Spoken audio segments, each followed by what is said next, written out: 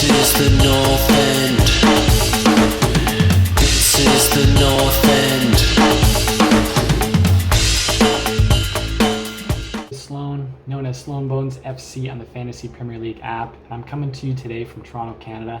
And this year I'm excited to be teaming up with the boys at North End to bring you some juicy Premier League fantasy football content.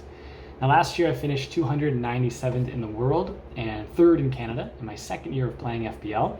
And I'm here to tell you that you too can get into the top 10,000 if you follow these pro tips. Okay, now I'll be honest, I'm not a Premier League expert. I pretty much only watch Arsenal games, but I was able to dominate my mini leagues and climb to the top, was it 0.005% of all FPL managers by implementing these essential practices on a game week basis. All right, so remember to smash that like button, hit subscribe, and let's get into my top 3 FPL pro tips for the 2022-2023 season. All right, pro tip number 1, learn the rules and don't miss a deadline. Okay, good players don't always mean good FPL players. For example, don't get any defensive midfielders because they only get 1 point for a clean sheet and they rarely score goals. So although they may be pivotal to the team's success, they're really dragging your FPL team down. Okay, also know your chips and make your transfer plans around them. All right, there's the bench boost, there's triple captain, there's a free hit, and you can use each of these once per season. There's a wild card, which you can use twice, but not in consecutive weeks. All right, you can't use 2 chips in 1 game week either.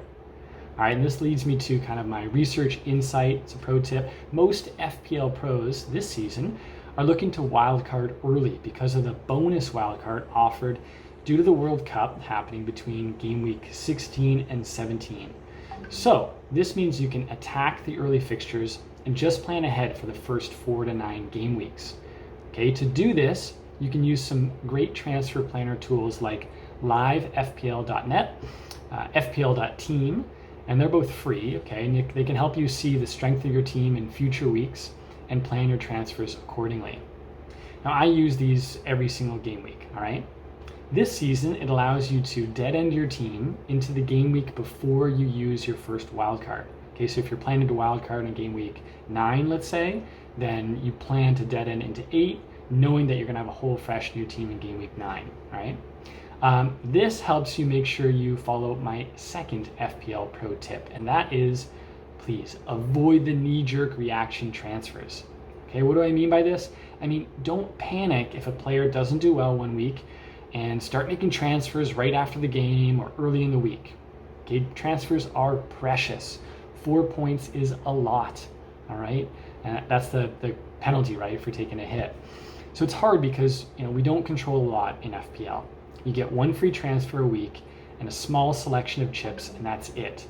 The tendency I see a lot of FPL players have is to try to impose their agency and have a desire to kind of control the outcomes by making way more transfers than they should. So wait for team news, injury reports, and if you can, watch a deadline stream to know the last minute updates after the press conferences to get the juicy bit of info that only a tiny % of players are getting before making your transfers. Okay, this means plan ahead, have a few options ready to go, usually on Friday, okay, that's when usually the press conferences are, right? Or Saturday morning. And then pull the trigger after getting more comprehensive and accurate information. Okay, pro tip number 3, data is king. Find it, understand it, and use it. Okay, this is how I got all the way up to 31st in the world at one point last season and ended up finishing in the top 300 of all FPL managers. I didn't watch all the games. I didn't even know how to pronounce all the players' names. I found some resources that didn't have, just pros shouting their biased opinions at you. I found comprehensive information that gave hints about long-term trends and opportunities for big points based on things like historical matchups and other data-driven projections. Be humble, okay? You know less than you think, and we have way more bias than we think. So avoid the mistake of thinking you have some key insight because you have a gut feeling that it's one player's time to shine, or that even worse, the sun is shining where you are and you have your lucky scarf on. All right, you have to train yourself to make decisions on better information. Okay, how do you do that? Well, let me save you a whole lot of time and give you a list of experts and sources that do just that. Okay, I say just try a few out, watch 1 or 2 videos a week, and watch those green arrows propel you up the ladder into the top of your mini leagues. Okay, so on YouTube, check out FPL Mate, that's FPL Mate, and his Data from 100 Experts weekly series. Okay, it's a really great series. He collects data from 100 experts and gives you kind of the trends and insights from that metadata. Okay, FPL Focal. Okay, check out his quick summaries of predicted points and recommendations. That's very data driven as well. FPL Black Box. Okay, they're detailed analysis of team and player data. These are longer YouTube videos, an hour or more long, and they really get into the details of player statistics and team statistics. Okay, one more, FPL Raptor. This guy's a new guy in the scene. He's really great. He's a psychology expert basically, and he warns about things like selection bias, confirmation bias. It helps you understand maybe why you're not making as good decisions as you can, or what's getting in the way of you making better ones.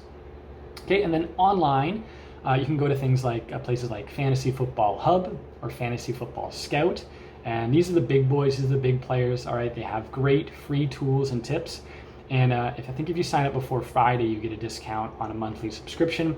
I'm not sponsored by any of those guys. And to be honest, I've only ever used the free tools on those sites, and it's done me really well. So you don't have to pay any money to get into the top 10,000. Okay, I'm gonna end it there for this week. I have so many other tips and tricks to help you get an edge, so be sure to turn on notifications so you don't miss anything, and I'll see you next time at the top of the table. Peace. This is the North End.